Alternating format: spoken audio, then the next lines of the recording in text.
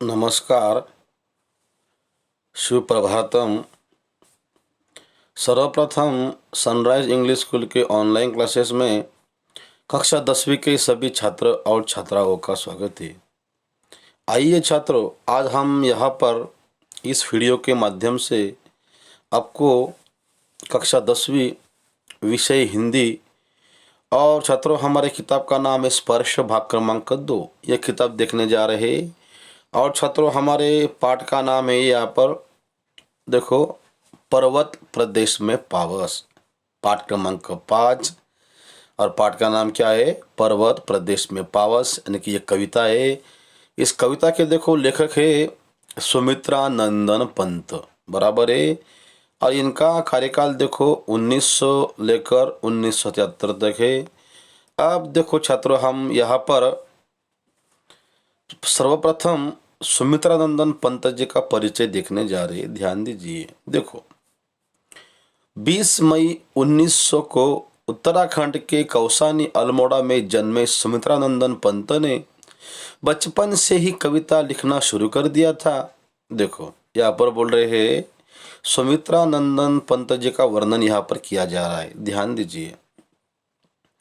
तो देखो, सुमित्रा नंदन पंत जी के जन्म के बारे में यहाँ पर बात हो रही है कि 20 मई 1900 को उत्तराखंड, भारत का उत्तर भारत का एक राज्य, उत्तराखंड के कौसानी अल्मोड़ा में, अल्मोड़ा वहाँ का जिला का नाम है, कौसानी उनका गांव है, वहाँ पर जन्मे सुमित्रा नंदन पंत ने बचपन से ही बोलते उन्होंने यहाँ पर कविता लिखना शुरू कर दिया था। ध्यान दीजिए आगे। 7 साल की उम्र में स्कूल में काव्य पाठ के लिए पुरस्कृत हुए।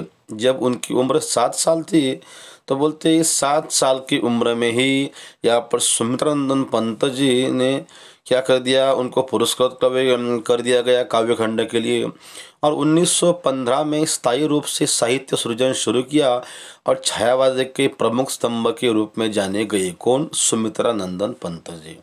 आगे देखिए दूसरे गद्यांश में, पंत जी की आरंभिक कविताओं में प्रकृति प्रेम और रहस्यवाद झलकता है। देखो, अगर आप आरंभिक यानी कि शुरू की उनकी जो अगर कविता के बारे में चर्चा करेंगे तो उनकी जो कविता है उसमें प्रकृति के प्रति प्रेम, धरती के प्रति प्रेम वो उनका झलकता रहता है। इसके बाद वे मार्क्स और महात्मा गांधी के विचारों से भी प्रभावित हुए। इनके बाद की कविताओं में अरविंद दर्शन का प्रभाव स्पष्ट नजर आता है। अब देखो अगला तीसरा गद्यांश उनके परिचय का। जीविका के क्षेत्र में पंत जी उदय शंकर संस्कृति केंद्र से जुड़े रहे, आकाशवाणी के परामर्शदाता रहे, लोकायतन सांस्कृतिक संस्था की उन्होंने स्थापना की और 1961 में भारत सरकार ने इन्हें यानी कि सुमित्रा नंदन पंत जी को पद्म भूषण संस्कार से अलंकृत किया गया। हिंदी के पहले ज्ञानपीठ पुरस्कार विजेते भी हुए। कौन? सुमित्रा नंदन पंत जी। और हम यहाँ पर देखो छात्र ध्यान दीजिए, सुमित्रा नंदन पंत जी का परिचय देख रहे हैं। कविता है उनकी पर्वत प्रदेश में पावस, बराबर है। आखिरी का गद्यांश देख रहे परिचय में, पंत जी को कला और बूढ़ा चांद कविता संग्रह पर 1960 में साहित्य अकादमी पुरस्कार भी प्राप्त हुआ, मिल गया।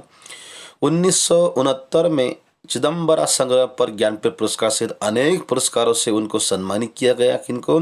सुमित्रा नंदन पंत जी को।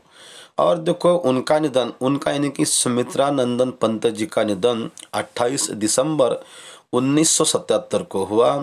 अब देखो इनकी अन्य प्रमुख कृतियां यानी कि उनके इसके अलावा कौन कौन सी किताबें उन्होंने लिखी हुई है उसका यहाँ पर वर्णन किया जा रहा है। वीणा, पल्लव, युगवाणी, ग्राम्या, स्वर्ण किरण और लोकायतन, ये हो गया है यहाँ पर सुमित्रा नंदन जी का पंत जी का परिचय। अब हम देखो थोड़ा पाठ प्रवेश करते हैं कि इस पाठ में क्या दिया हुआ है। ध्यान दीजिए। अरे भला कौन होगा कि जिसका मन पहाड़ों पर न जाने को न मचलता हो। यहाँ पर देखो बोल रहे हैं कि ऐसा कौन सा आदमी होगा कि जिस आदमी को ठीक है हिमालय जैसे पहाड़ों पर जाने की इच्छा न ही हो रही हो, और देखो जिन्हें सुदूर हिमालय तक जाने का अवसर नहीं मिलता वे भी अपने आसपास के पर्वत प्रदेश में जाने का अवसर शायद ही हाथ से जाने देते हो। देखो, अगर आप हिमालय में नहीं जा सकते तो आपके नज़दीक जो भी पहाड़ होगा, पर्वत होगा, वहाँ पर आप जा सकते हैं। देखो, ऐसे में कोई कवि और उसकी कविता अगर कक्षा में बैठे बैठे ही वह अनुभूति दे जाए, जैसे कि वह अभी अभी पर्वतीय अंचल में विचरण करके लौटा हो, तो देखो यहाँ पर वर्णन कर रहे हैं। ये इस पेज का जो पृष्ठ का दूसरा गद्यांश। देखो, प्रस्तुत कविता कौन सी है? पर्वत प्रदेश में पावस यानी कि बारिश। देखो, प्रस्तुत कविता में ऐसे ही रोमांच और प्रकृति के सौंदर्य को अपनी आंखों निरखने की अनुभूति देती है। और ध्यान दीजिए, यही नहीं कि यहाँ पर बोलते हैं कि सुमित्रानंदन पंत की अधिकांश कविताएं पढ़ते हुए यही अनुभूति होती है, यानी कि यह हमें अनुभव आ जाता है कि मानो हमारे आसपास की सभी दीवारें कहीं विलीन हो गई हो, उसमें लुप्त हो गई हो, गायब हो गई हो। हम किसी ऐसे रम्य स्तर पर आ पहुंचे हैं कि जैसे जहाँ पहाड़ों की अपार श्रृंखला है और आसपास झरने बह रहे हैं और सब कुछ भूलकर हम उसी में लीन रहना चाहते हैं। आगे देखो, आखिरी में बोल रहे हैं यहाँ पर कि महाप्राण निराला ने भी कहा था कि पंत जी में सबसे जबरदस्त कौशल्य जो है वह है शैली। ठीक है, उनकी मुझे अपना तरीका, अपना ढंग बताने का तरीका, कि शैली की तरह अपने विषय को अपने उपमानों से संवार कर मधुर से मधुर और कोमल से कोमल कर देना। तो आइए छात्रों, आज हम यहाँ पर कविता देखने जा रहे हैं, पर्वत प्रदेश में पावस। ठीक है छात्रों, या एक बार मैं एक कविता का सस्वर वाचन करता हूँ, ध्यान दीजिए। पर्वत प्रदेश में पावस। पावस ऋतु थी पर्वत प्रदेश, पल पल परिवर्तित प्रकृति वेश। पावस ऋतु थी पर्वत प्रदेश, पल पल परिवर्तित प्रकृति वेश। मेखलाकार पर्वत अपार, अपने सहस्त्र दृग सुमन फाड़। अवलोक रहा है बार बार, नीचे जल में निज महाकार। जिसके चरणों में पलाताल, दर्पण सा फैला है विशाल। गिरी गा गौरव गाकर झर झर, मद में नस नस उत्तेजित कर। मोती की लड़ियों से सुंदर, झरते हैं झाग भरे निर्जल। गिरिवर के उठ से उठ उठ कर, उच्चाकांक्षाओं से तरवर। है झाक रहे नीरव नभ पर, अनिमेष अटल कुछ चिंता पर। उड़ गया अचानक लोभुधर, फड़का अपार पारद के पर। पावस ऋतु थी पर्वत प्रदेश, पल पल परिवर्तित प्रकृति वेश। तो देखो छात्रों, इस प्रकार से हमने इस वीडियो में इस कविता का देखो शुरू में कवि के का परिचय देखा, उसके बाद जो कविता है पर्वत प्रदेश में पावस, उसका सस्वर वाचन किया। अब देखो छात्रों, हम यहाँ पर इस कविता का सार देखने जा रहे हैं कि इस कविता में लेखक ने क्या दिया हुआ है। ध्यान दीजिए। देखो, इस प्रस्तुत कविता में, कौन सी प्रस्तुत कविता? पर्वत प्रदेश में पावस। सुमित्रानंदन पंत जी ने प्रकृति का बड़ा ही देखो सजीव चित्रण किया हुआ है। सजीव यानी कि जीवित, ऐसा मानो ऐसा लगता है कि हम प्रत्यक्ष में पर जंगल में गए हुए हैं अथवा ऐसे निसर्गरम्य वहाँ वातावरण में उस जगह पे गए हुए हैं, ऐसा हमें महसूस होता है। उनकी कविता को पढ़कर घर की चार दीवारी के अंदर बैठा हुआ व्यक्ति भी किसी पर्वत की चोटी को महसूस कर सकता है। देखो ध्यान दीजिए, जैसे कि छात्रों अभी जो ये वीडियो है आप घर में देख रहे हैं, बराबर है, चार दीवारी के अंदर। आप बैठे हुए, लेकिन अगर आप इस कविता को तन मन धन से पढ़ेंगे तो आपको ऐसा लगेगा कि भाई हम किसी पर्वत की चोटी पर जाकर पहुंच गए हैं।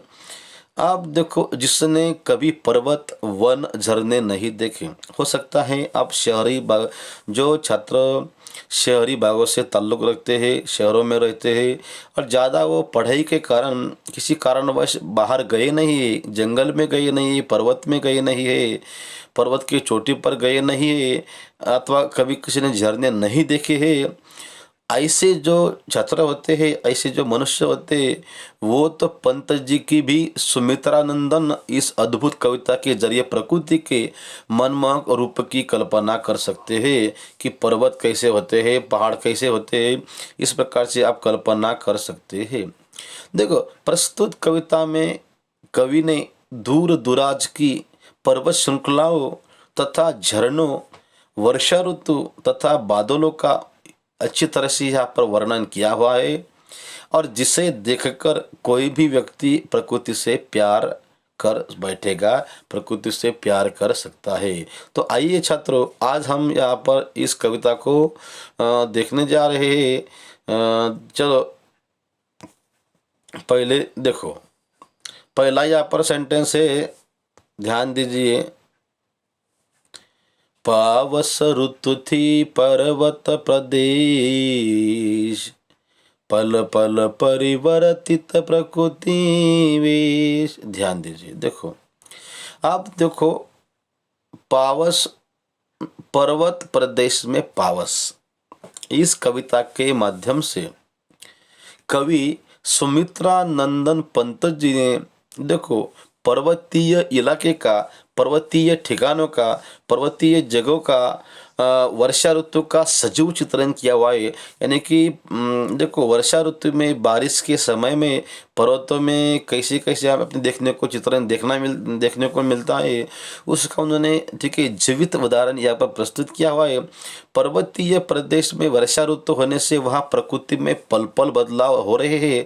देखिए, हर एक दिन में वहाँ पर बदलाव देखने को मिल रहे हैं। देखो, कभी कभी यहाँ पर लेखक पल पल परिवर्तित प्रकृति वेश, यहाँ पर सुमित्रानंदन पंत जी बोल रहे हैं कि कभी कभी क्या है, वहाँ पर बादल आने लगते हैं, आकाश में बादल मंडराते हैं, बारिश आने की संभावना होती है, और वहाँ पर बोल रहे कभी कभी तो मूसलाधार बारिश भी हो रही है। तो कभी कभी वहाँ पर्वत प्रदेश में अच्छी तरह से धूप भी निकली हुई अपने को दिखने को मिलती है। ये हो गया है दूसरे, ये पहले यहाँ पर पद्यांश का अर्थ। दूसरा पद्यांश देखते, मेखला कर पर्वत अपार, अपने सहस्त्र दृग सुमन फाड़, अवलोक रहा है बार बार, निच जल में निज महाकार, जिसके चरणों में पलाताल, दर्पण सा फैला है विशाल। देखो, यहाँ पर दूसरे पद्यांश के माध्यम से देखो छात्रों, यहाँ पर सुमित्रा नंदन जी कह रहे हैं कि मेखलाकार, देखो मेखलाकार शब्द का अर्थ होता है कि करधनी के आकार की पहाड़ की ढाल। देखो, मेखलाकार, करधनी यानी कि हम कर यानी कि हाथ, हाथ में हम धारण कर सकते हैं, ऐसी मनो ढाल। ठीक है, पर्वत की श्रृंखला, देखो इस श्रृंखला रूपी मंडप का आकार, देखो लेखक बोल रहे ऐसा दिख रहा है कि जैसे कि अपने पुष्प रूपी नेत्रों से फाड़े अपने नीचे को वह देख रहे हैं। और देखो, कवि को ऐसा लग रहा है कि कैसा लग रहा है कि अपने सहस्त्र दृग सुमन फाड़। देखो, सुमन शब्द का अर्थ होता है पुष्प, सहस्त्र यानी कि, सहस्त्र यानी कि 100, सॉरी सहस्त्र यानी कि यहाँ पर 1000 होता है। ठीक है, और अवलोक रहा है, अवलोकन कर रहे हैं, बार बार लेकर यहाँ पर देख रहे हैं, और मानो तालाब पर्वत के चरणों में फला हुआ है, जो कि दर्पण जैसा विशाल दिख रहा है। ऐसे मानो यहाँ पर क्या दिख रहा है, दर्पण यानी कि शीशा, अरसा, आईना। पर्वतों में उगे हुए फूल कवि को पर्वत के नेत्र जैसे लग रहे हैं। यहाँ पर लेखक वर्णन कर रहे हैं। और आगे बोल रहे हैं कि जिसने पर्वत दर्पण समान तालाब में अपनी विशालता और सौंदर्य का उन्होंने यहाँ पर अवलोकन किया हुआ है। आप देखो छात्रों, आगे चलते हम। छात्रों ध्यान दीजिए, गिरी का गौरव गाकर झरझर, मद से नस नस उत्तेजित कर, मोती की लड़ियों सी सुंदर, जरते हैं झाग भरे निर्झर। गिरिवर के से उठकर, उच्चाकांक्षाओं में तरुवर, है झांक रहे नीरव नभ पर, अनिमेष अटल कुछ चिंता पर। देखो, गिरी शब्द का अर्थ होता है पहाड़, पर्वत। देखो, झरने पर्वत के गौरव का यहाँ पर सुमित्रानंदन पंत जी गुणगान कर रहे हैं, उनका गुण गौरव कर रहे हैं। और देखो, वह यहाँ पर बार बार कह रहे हैं कि उसके हुए झरझर बह रहे हैं, ठीक है, झरने बह रहे हैं। और इन झरनों, देखो, झरनों की करतल ध्वनि कवि ने नस नस में उत्साह का, उसमें बोलते हैं कि कवि के मन में, ठीक है, उत्साह संचार करते हुए आगे बोल रहे हैं कि गिरिवर के उठ से उठ कर कर, उच्चाकांक्षाओं में तरुवर, है झांक रहे नीरव नभ पर, अनिमेष अटल कुछ चिंता पर। देखो, यहाँ पर बोल रहे हैं लेखक कौन, सुमित्रा नंदन पंत जी, कि पर्वतों पर बहने वाले झाग भरे झरने कवि को मोती की लड़ियों के समान उनको वह लग रहे हैं, ऐसा मानो कि वहाँ पर वो मोती जैसे वो दिख रहे हैं। और देखो, जिससे पर्वत की सुंदरताओं को झांकना यानी कि देखना, वो लेखक देख रहे हैं, झांक रहे हैं, ताक रहे हैं, निखार रहे हैं। आप देखो, यहाँ पर लेखक बोल रहे कि पर्वत प्रदेश में खड़े अनेक वृक्ष कवि को ऐसे लग रहे हैं, तरु यानी कि वृक्ष ऐसे लग रहे हैं कि मानो वे पर्वत के हृदय से उठकर ऊंची आकांक्षाओं के लिए अपलग हो स्थिर होकर शांत आकाश को वो देख रहे हैं। ठीक, नभ यानी कि आकाश, तथा थोड़े चिंतित, थोड़े देखो कुछ मालूम हो रहे हैं। अगला देखो लाइन, अगली गद्यों पद्यों देखेंगे। उड़ गया अचानक लोभ उदर, फड़का अपार वरिंद के पर, रव शेष रह गए हैं निर्झर, हे टूट पड़ा भू पर अंबर, धस गए धरा से सब शाल, उठ रहा धुआं जल गया ताल, यो जलद यान में विचर विचर, था इंद्र खेलता इंद्र जाल। देखो, यहाँ पर पल पल बदलते हुए इस मौसम में अचानक बादलों की आकाश में छाने से कवि को ऐसा लगता है कि मानो पर्वत जैसे गायब हो गया हो, और ऐसा लग रहा है कि मानो आकाश धरती पर टूटकर आ रही हो, गिर रही हो, और केवल झरनों का शोर ही सुनाई दे रहा है। और छात्रों देखो, तेज बारिश के कारण धूस सा उठता दिखाई दे रहा है, जिससे ऐसा लग रहा है कि मानो तालाब में आग लगी हो। आगे बोल रहे कि मौसम के ऐसे रौद्र रूप को देखकर शाल के वृक्ष डरकर धरती में धस गए हैं। ऐसे देखो, जिससे ऐसा प्रतीत होता है कि इंद्र भी अपने बादल रूपी विमान में सवार होकर इधर उधर अपना खेल दिखाई दे रहा है। तो देखो छात्रों, आज हमने यहाँ पर इस प्रकार से इस कविता का अर्थ देखा है। देखो, यहाँ पर कुछ शब्दार्थ दिए हुए।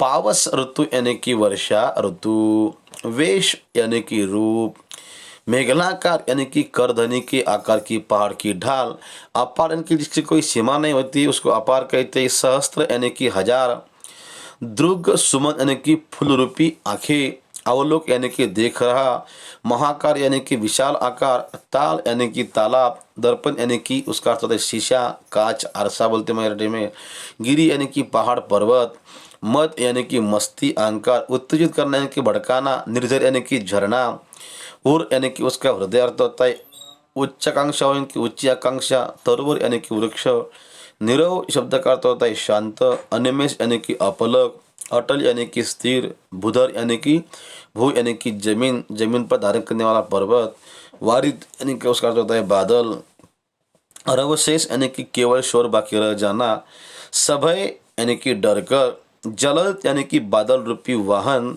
और विचर विचर यानी कि घूम घूम कर फिर फिर के, और इंद्रजाल का अर्थ होता है इंद्रधनुष। इस प्रकार छात्रों हमने यहाँ पर अर्थ देखे। अब हम बाद में ठीक है कल के वीडियो में इस पाठ के ठीक है प्रश्नोत्तर के बारे में चर्चा करेंगे। ठीक है छात्रों, तो आज हमने इस वीडियो के माध्यम से पर्वत प्रदेश में पावस इस कविता का अर्थ देख लिया है। शुरू में हमने कवि का परिचय देख लिया, उसके बाद हमने यहाँ पर कविता का सस्वर वाचन किया छात्रों। सस्वर वाचन करने के बाद हमने कविता का अर्थ देखा, बाद में कविता के कठिन शब्दार्थ देखे, लेकिन समय को ध्यान में रखते छात्रों हम यहाँ पर रुकते। कल हम पर्वत प्रदेश में पावस इस ठीक है कविता के दूसरे भाग में हम आपके प्रश्नोत्तर देखेंगे। ठीक है छात्रों, रुकते हैं, धन्यवाद।